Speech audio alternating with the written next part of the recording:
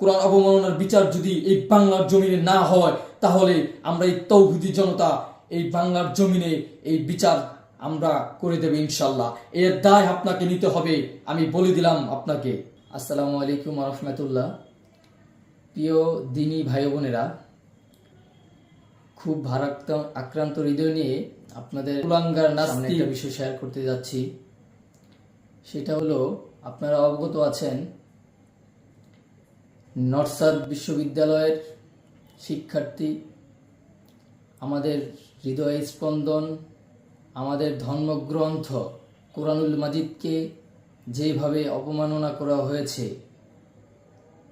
লাথি মেরেছে, ছিঁড়েছে, ফুটবল খেলেছে, আমাদের হৃদয়ে রক্তক্ষরণ হয়।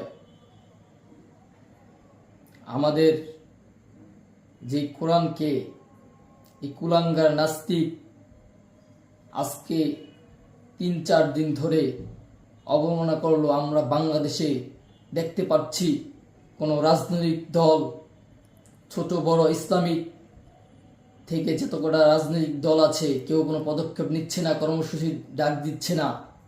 আমাদের অনেক কষ্ট হয় তাদের এই রাজনীতি দেখে। আসলে তারা কি চাচ্ছে?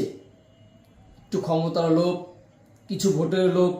এটার জন্য রাসূল সাল্লাল্লাহু আলাইহি সাল্লামকে আল্লাহ যে কোরআনকে নাজিল করেছে আমাদের জন্য, মুসলিমদের জন্য, সেই কোরআনকে তারা অবমাননা করে।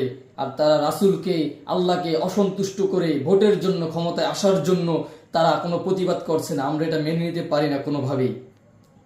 এই বাংলাদেশের কোনো আলেম এবং যারা রাজনীতি করে ইসলামিক দলের সাথে সম্পৃক্ত আছে, তারা জ্ঞানীগুণী লোক, তারা কোরআন পড়েছে, হাদিস পড়েছে, বুখারী শরীফ পড়েছে, তারা জেনেও আল্লাহ রাসূল সাল্লাল্লাহু আলাইহি ওয়াসাল্লাম বলেছেন, কেউ যদি জেনে গুনাহ করে সেই গুনার কোনো ক্ষমা হয় না।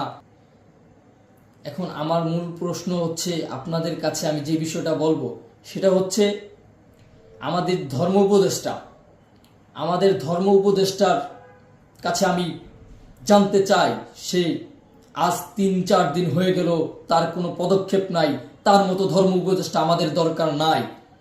5ই আগস্টে যারা শহীদ হয়েছে, রক্ত দিয়েছে, নতুন বাংলাদেশ পেয়েছি। এই বাংলাদেশের 5ই আগস্টের পর এরকম ঘটনা ঘটবে, এটা মেনে নেওয়ার মতো না। সে কোনো পদক্ষেপ নেয়, তাকে উপদেষ্টা বানিয়েছি আমরা। সে ধর্ম উপদেষ্টা হয়েছে, সে অনেক জ্ঞানী। সে যে পোস্ট করেছে তার ফেসবুক ভেরিফাই আইডি থেকে, পেজ থেকে, সেটা একজন রিক্সা চালক, অটো চালক